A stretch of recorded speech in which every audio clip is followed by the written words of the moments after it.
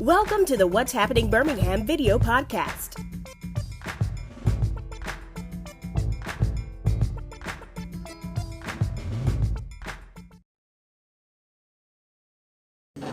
Hello everyone, this is Jarvis Escott with What's Happening Birmingham. Today I have the honor and pleasure of being with Ms. Crystal Mullen-Johnson with Strive Counseling Services, LLC. This is part 2, and today we're talking about relationship counseling. So Crystal, thank you again. You're welcome. You're welcome. All right, so some of you all saw part 1, so this is actually part 2. So we're going to dive in to the second part. We're going to talk about relationship counseling. So in your professional opinion, who should get relationship counseling? Well, I think couples that, are going through some challenges in terms of communication should consider couples counseling. I think counseling should be considered for a couple that's planning to get married. They can identify, differences they have, differences in opinions they have about family, money, children, spirituality. Like all of those, important factors could be addressed in couples counseling. All right, I know you said couples, you think someone should get it if they're dating someone right now? Just kind of like, I ain't gonna say like a dry run, we just come in and just, see. Well, I think counseling is really for anyone. I mean, when you think in terms of the statistics, 1 in 5 adults will have a diagnosis of a mental illness in America in 1 year. And then you think about children, you have 1 in 5 days a child may kill themselves in the United States. So those statistics are alarming. So having said that, I think counseling would greatly benefit children, couples, and adults. It's a process of self-discovery. It's a great opportunity to learn improved communication skills. We aren't born with great communication. Okay. It's a learned skill. Also, great problem-solving skills. Some people don't really have great problem-solving and good conflict resolution skills. Counseling is a great opportunity to learn that. Also, just learning to modify some behaviors that you may have been informed by friends or family members that, are creating, some conflict or causing some issues, being able to connect to people in a meaningful way, those type of behaviors. So you can address those issues in counseling as well.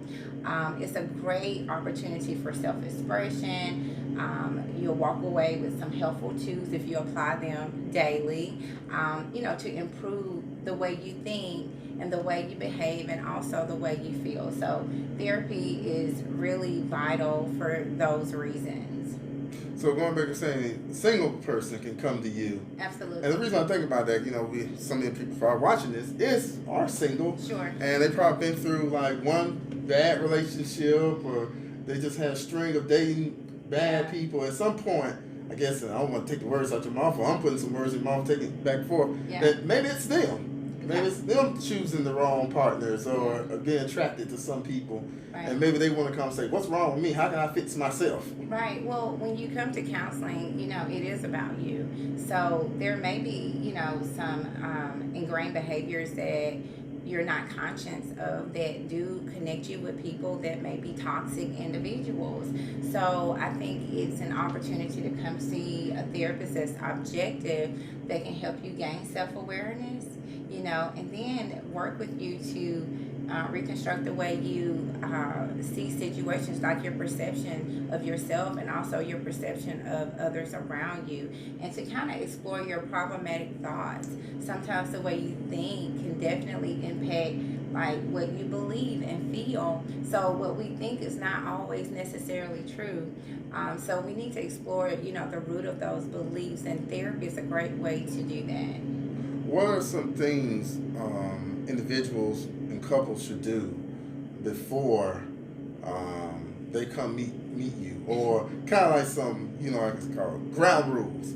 Let's go back to like a couple. They'll say, should they come meet with you if they're already filed divorce papers? Sure. Or before, are we thinking about it, or whatever the case may be? I don't think there's ever a bad time to come to therapy. I think it's great to venture out and attempt to resolve problems that are, dormant, or, problems that you probably haven't really recognized that were problems, I would say.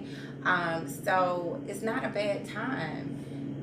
So I think you should be selective about who you choose to work with depending on what's going on with you. So I think it's important that you research the therapist's background to make sure it's a good fit for you, because the relationship is essence in terms of helping you grow and develop. So you need to make sure it's a good fit for you. All right. So I guess I want to go back to my couples and relationship counseling. Okay. So if they sit down with you, do they need to be prepared to, I don't know why this came to my mind, both parties need to be willing to accept accountability or admit, because recently I read a book by Michelle Obama. Oh, yeah. And it was talking about when their couple, when they was going through their situation, and they said, when they went to meet with the counselor, he didn't do her side, his side. He was just like an umpire in a way. Yeah. He was just a listener. Absolutely. Well, sometimes individuals come to counseling and they don't take ownership for their behaviors. I mean, and I would say that's not uncommon. I mean, many of us, that's why I mentioned self-aware. Many of us don't want to do that, but I think it's important for the therapist to talk to the couple about, the why behind them attending counseling, and to talk about or set ground rules for therapy, and then talk about the importance of taking responsibility for your contribution to the relationship, whatever that is that's causing chaos in the marriage or dating relationship. I think that is vital. Respecting each other and allowing your partner to be heard. I think that's a really big struggle. The main struggle is communication. And I think it's important for the therapist to work with that couple on establishing ground rules for communicating during therapy, and also the therapist modeling healthy communication styles during that interaction with the couple. So once they decide, individual or couples, to sit down with you, how many sessions? Does it just vary sometimes? Well, short-term therapy is considered between 6 and 12 sessions. I take insurance, and majority of my clients pay with insurance, and there are some people that choose to pay out of pocket.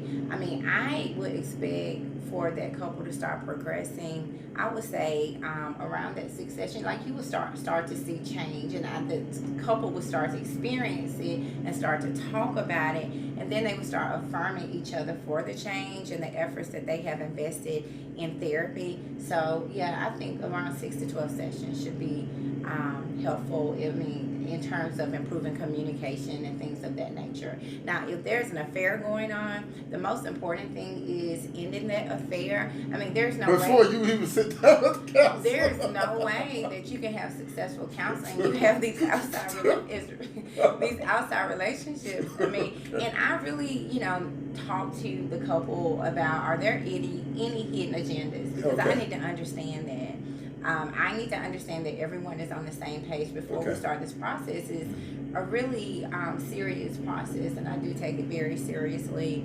I will give the couples an opportunity to meet with me once if they need to. If there is something that needs to be self-disclosed, I will allow that, but I will let them know if we're doing couples counseling, I can work with you on providing this information to your spouse, because it could be detrimental to the relationship if you ask your spouse to commit to therapy and you're not all the way in. So I do expect that both parties are equally committed, have integrity, and really want to do their part in improving their relationship. All right, so you're talking about from the couples, what as far as the individuals, it's about the same number of sessions? Yeah, I totally understand when anyone do something new, usually there's going to be some anxiety associated with that new experience. Mm-hmm. So some people may not feel comfortable talking in the first or second session. They'll talk, but they're not really ready to unveil, some of their personal problems. So that's why that rapport building is essential, like really important in the beginning stages of therapy. I love for my clients to feel comfortable. I want them to feel connected to me when they're coming in, because they will be spending 60 minutes, an hour with me talking.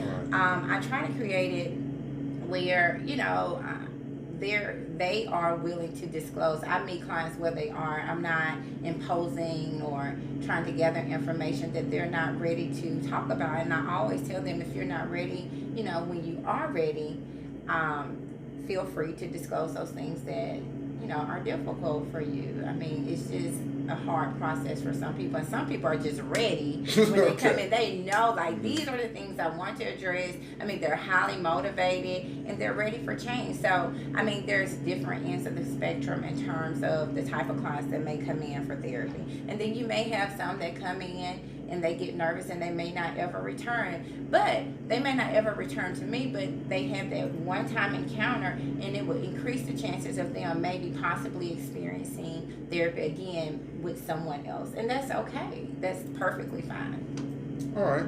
So, any final thoughts you would like to add? No, like I said, if you recognize that you're suffering, with a mental illness, or you have some symptoms that you're seeing or recognizing that are uncomfortable for you, reach out to a mental health professional. And you can go to Psychology Today, and you can preview different therapists in your city, or wherever you are living. You can include your zip code and identify who's close to you or what's a good fit for you. So just consider therapy if it's something you think can be life-changing. All right. Well, Crystal, thank you for your time. And if they would like to reach you, phone number again? Oh, yeah. Crystal Mullen-Johnson. I'm with Strive Counseling Services in Birmingham, Alabama. My number is 205-721-9893. My website is www.strivebhm.com. And you can also find me on social media, and that's Instagram, Facebook, and Twitter. Well, Crystal, thank you so much. You're for welcome. part 2. Get ready for part 3, everyone. This one is going to be very interesting. Might be our longest segment. Love and money. I'll repeat it again. Love and money, love and money. So stay tuned. And for more videos, please check out the website, what'shappeningbirmingham.com, or the YouTube channel, What's Happening Birmingham. Thank you all again, and have a great day. Bye-bye. Bye. Thank you for watching the What's Happening Birmingham video podcast. Please check out our website, app, or subscribe to our YouTube channel for the latest videos today.